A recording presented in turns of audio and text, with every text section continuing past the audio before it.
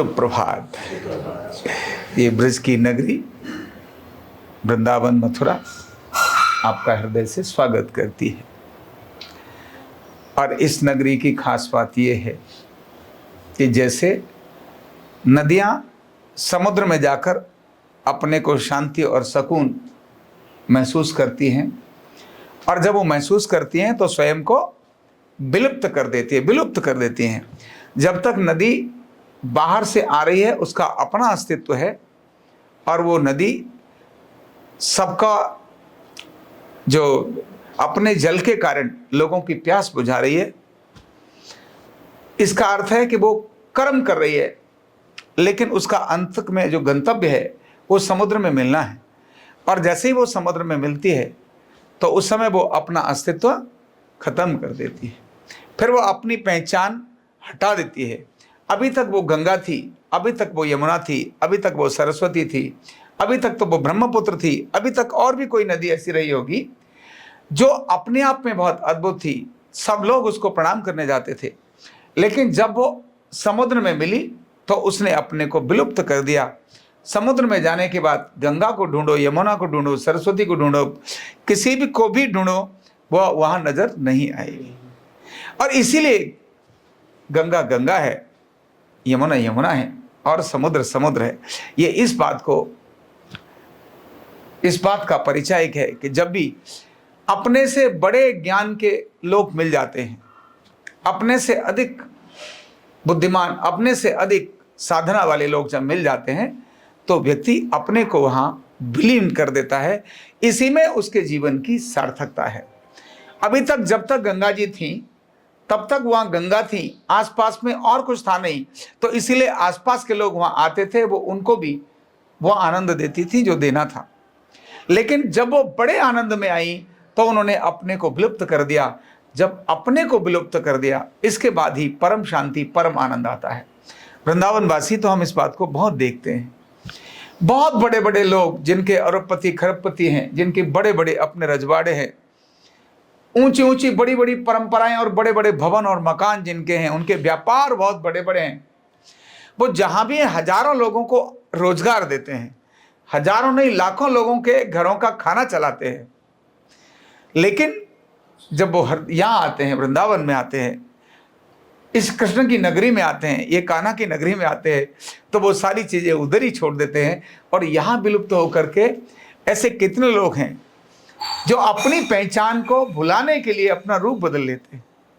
वो जो अभी उनका रूप था, कहीं उनकी टाई थी, कहीं उनका कोट था, कहीं उनके अलग से वो सारी चीजें थी, गाड़ियां थी, रजवाड़े थे, सब हटाकर वो जब यहाँ विलुप्त हो जाते हैं तो यहाँ एक ही तरह का रूप उनके मन में आता है, और वो है कृष्ण भक्ति। और जब वो यहाँ आते हैं तो जो शांति और सुख वहां उनको नहीं मिलता था, आज उससे बड़ी शांति और सुख यहां मिलता है। जैसे उस नदी को शांति और सुख, वहां तो पत्थरों से, पहाड़ों से टकराते टकराते, रास्ते बदलते बदलते इधर जा रही है, कभी उधर जा रही है, फिर मुड़ती है, फिर वापस आती है। समुद्र में आकर तो कहां जाएगी? अब उसको किसी से टकराने का स्कोप ही खत्म हो गया, अभी किसी से लड़ने का स्कोप ही खत्म हो गया। क्यों? अब तो आनंद ही आनंद है। सब तरफ जैसा नदी में है वैसा ही समुद्र में है।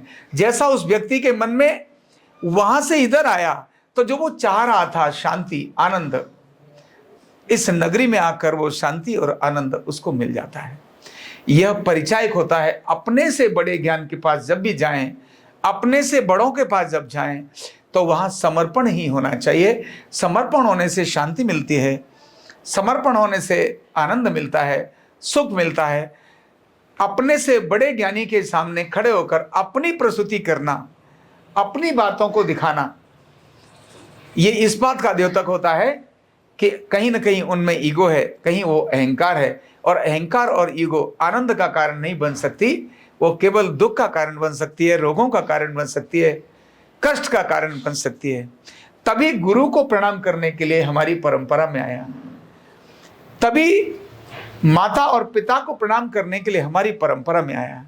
और हमारी परंपरा में आया जितने भी बड़े हैं, जो भी बड़े हैं, जो वृद्ध हैं, जो ज्ञानवान हैं, उन सबको प्रणाम करना, ये हमारी परंपरा में आया।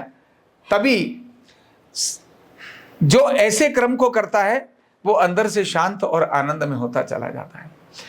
तो अल्टीमेटली जीवन का एक गोल और एक एम होता है। तो एम क्या है? हरि मिलन। एम क्या है?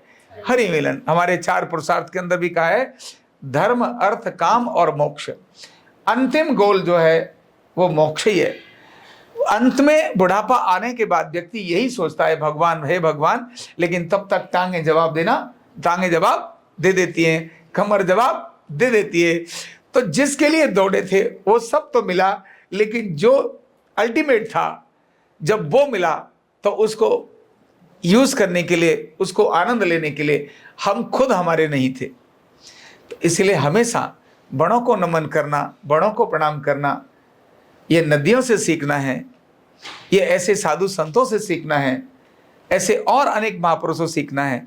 जब भी बड़ों के पास जाओ विनम्रता से झुको, नमन करो, प्रणाम करो, सेवा करो।